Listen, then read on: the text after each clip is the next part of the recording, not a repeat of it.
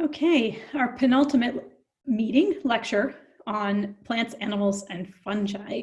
And the end of the story here is that I find very little evidence of major innovations at the base of these three most well-known eukaryotic clades. So let's take a look. So here we have a tree. We've been looking at this throughout the semester, and the land plants are here. Land plants, as you can see, are a lineage of green algae. Land plants are monophyletic, but they nest within green algae. And then we'll talk about the animals and the fungi within Episthoconta. So here's another way of looking at it, and we have plants within the green algae, animals, and fungi. So what makes a plant a plant? One of the things that people often argue is for multicellular sporophyte, which is a diploid generation of plants. And I'll show you that this could be true, but sister green algae that are sister to plants have this as well. And the same thing with the protected embryophyte. These could be true, but they are perhaps just a slight change from the sister lineages, and certainly cool, but we'll see. So the old hypothesis, of course, was that there was a linear progression from a unicelled flagellate to a coccoid, multicelled to filamentous to land plants, and you guys get it.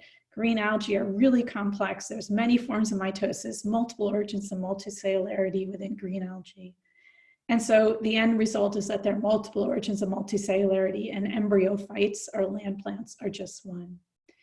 If you remember when we talked about multicellularity, I talked about the volvocales, which are these green algae that can go from unicelled to colonial. And the old argument was linear, and I told you that the answer is no. So you can go from 1 to 2,000 cells, and people thought it was linear. Here are these beautiful multicelled volvocales. Here's some more images of them. They have very complex life cycle with male and female gametes, sorry about that typo, somatic cells, and daughter colonies. But if you ask about the most complex, the volvox, and how oftentimes this complex genus morphologically evolved, we find in the volvocales that volvox evolved maybe once there, maybe once here, maybe once here, depending on how you want to do your counting. Certainly multiple origins, not simple. So what about land plants, the embryophytes? First off, who is sister?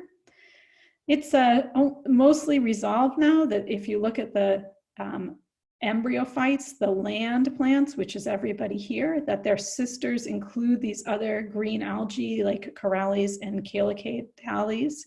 And these guys here's an example of one, are multicelled, and I would argue also have protected embryos, at least the early stages, and I'll show you that in a minute. Here's just another phylogeny. So here we have the green algae, although this is a misnomer because these are green algae, and most people would consider all of these green algae, but this phylogeny tries to de-emphasize that by giving these guys another name.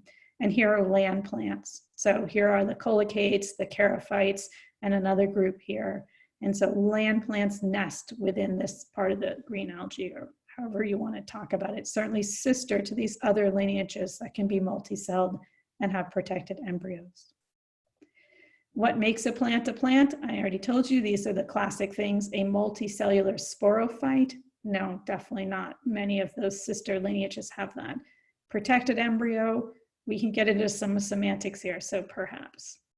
So here are the charophytes, and they have multicelled stages, and I would think that multicelled diploid stages, as I understand it, also exist here. Here is the nitella, which has this very complex structure.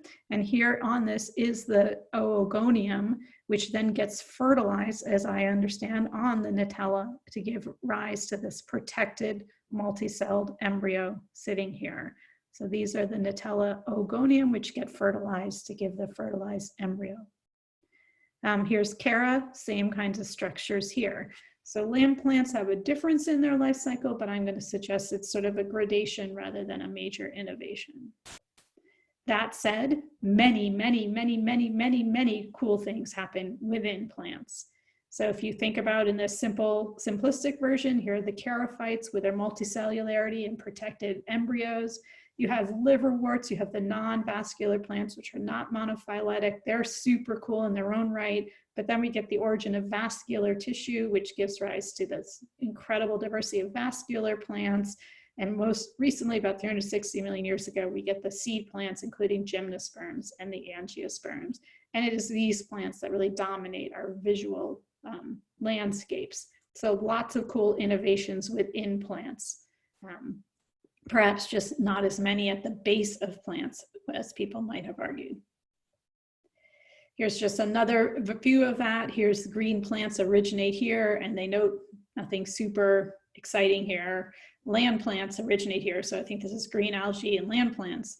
Now you get vascularization in seeds and lots of cool things up in here. Just to end the plants, here's some beautiful plants. Here's a vascular plant, here's a moss, here's a fern, all growing together. Fungi. The classical definition of fungi were slime molds, the oomycetes that we've already met, the slime net that we talked about, chytrids, and the quote, true fungi. Now, when we say the word fungus, most people refer only to the chytrids and the quote, true fungi. So what's going on in here? So here's a simple phylogeny. The chytrids are sister to the rest of the fungi. There are many other fungal groups in here not shown here that you may not have known as well. The glomeromycota, for example, are one. So we really want to understand what's the difference between this group and all the rest of the fungi. So first, who are the chytrids? They have a fossil record, maybe Precambrian, controversial. These are known for being parasitic or saprobic, eating dead things. And they're most important today for their role in amphibian declines in tropical forests. They are the only, quote, fungus, quote, with a flagellum. They still have stages with flagella. And so given that, the true fungi have lost their flagella. We know that chytrids are sister to the true fungi based on morphology. They have these shared features and molecular phylogeny. Just to show you some images of chytrids, the boxes here are plant cells, and so you have chytrids boring into plant cells. They are opisthecons, they only have a single flagellum, and they can be multinucleated as well. Cell boundaries in chytrids and fungi are controversial. So again, the blocks are plant cells, and these are all parasitic. Here's another picture. Here's the zoospore of the chytrid with a single flagellum. Here's another picture of one. And here are chytrids in frog skin. So when you hear about decline of amphibians, often these are associated with chytrids that are in the skin and killing the animals or associated with death in the animals. Just again to highlight, chytrids have complex life cycles. They can have diploid, multi-celled or multinucleated, then they can go through meiosis, and they can have haploid, multi-celled, multinucleated. So this would be an alternation of generations like what we see in land plants.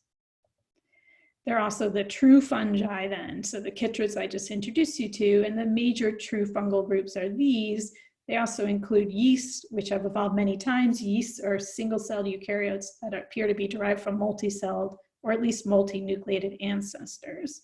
In many fungi, they're actually cenocytic, so they don't have true cell walls, and the nuclei flow across the whole structure.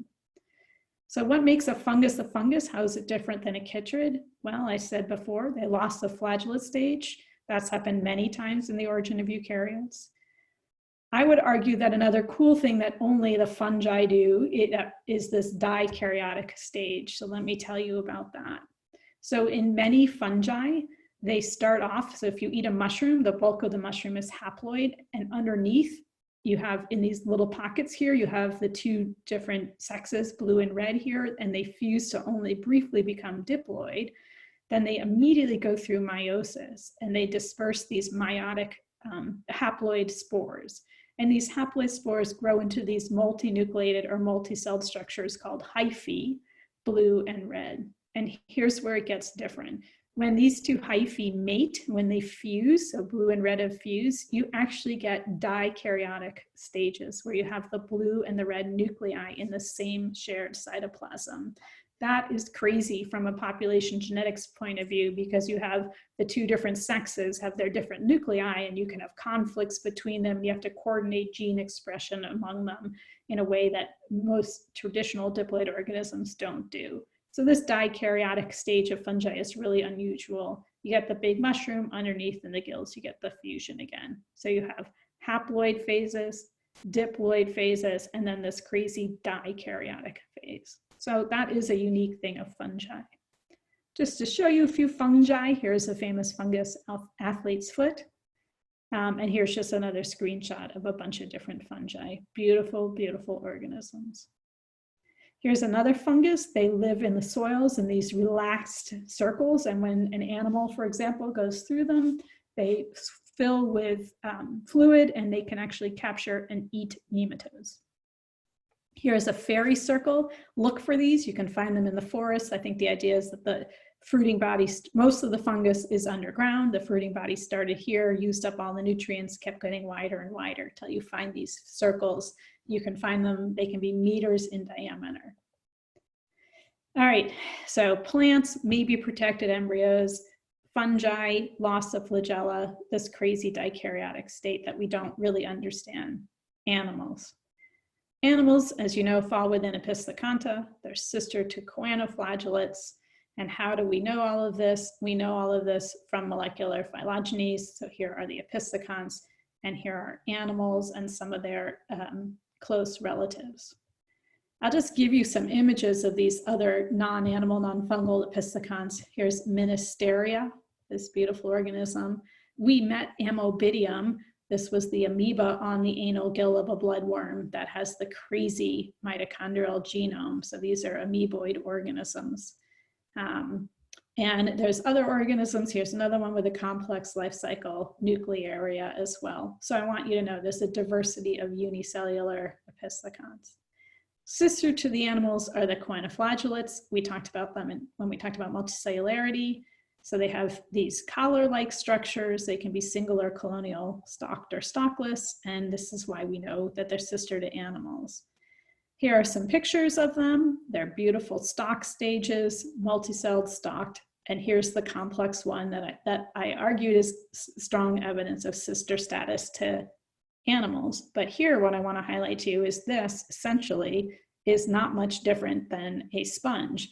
So I'm suggesting to you that animals are monophyletic, but the difference between colonial choanoflagellates and animals is not hugely obviously major innovation compared to some others.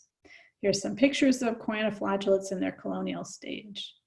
So when it comes to animals, or metazoa as people like to call them, if we think about multicellular animals, the first lineages appear to be sponges, and these sponges are a whole lot like colonial choanoflagellates. Just to show you some pictures, here's a beautiful sponge, and here's another beautiful sponge. That is not a sponge. I mentioned before, if you put these guys through a sieve, they can reaggregate. That's a different kind of multicellularity than other animals. And that highlights what I wanted to say here, which is what I said about plants. Once you get to within animals, things get really quite cool and lots of great innovations. So here are sponges, jellyfish, and comb jellies. But right here at the evolution of triploblasts or bilaterian animals, huge explosions. You get 3 tissue layers, expansion of Hox genes, many, many, many, many, many cool innovations here, as well as within lineages here. I'm just saying not much at the base of animals. So what makes an animal an animal? Many people have argued gap junctions. Gap junctions are these protein structures that allow communication between cells of multicelled organisms, but shockingly, choanoflagellates have them again as well. Choanoflagellates also have gap junctions. So what makes an animal an animal? I'd say we don't know. So my conclusion is that when it comes to the origin of plants, animals, and fungi, there's not a major synapomorphy. And when I say this, I would compare this to nuclear dimorphism in ciliates, the apical complex of apicomplexans. And I invite you to think about some of the other major innovations that we've talked about in these eukaryotic clades. So animals, plants, and fungi, super cool. A lot of my good friends are plants, animals, and fungi. But I'm just suggesting that they are not marked by major innovations. And that is it for animal origins. For animal, plants, and fungal origins. Take care.